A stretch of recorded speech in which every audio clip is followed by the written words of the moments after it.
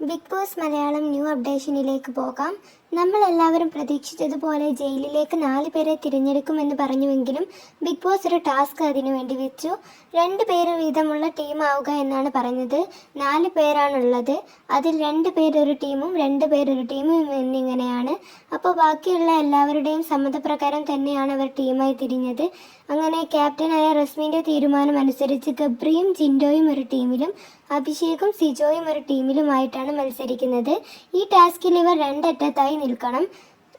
ഒരു ടീമിലുള്ളവർ 2 അറ്റത്ത് നിൽക്കുക. അവിടെ ഒരു നൂൽപ്പാലം ഉണ്ടാകും. അതിലൂടെ ഒരു ബ്രഷിനെ വീഴാതെ മൂവാക്കി കൊണ്ട് ഗ്ലാസ്സിലിടണം. ഇതായിരുന്നു ടാസ്ക്.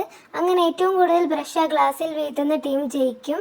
ഈ ടാസ്കിൽ ഗബ്രി നന്നായി കളിച്ചിരുന്നു. ജിൻഡോ സപ്പോർട്ട് ചെയ്തിട്ടുണ്ട്. അങ്ങനെ ജിൻഡോയും ഗബ്രിയുമാണ് ഈ ടാസ്കിൽ വിജയിച്ചത്.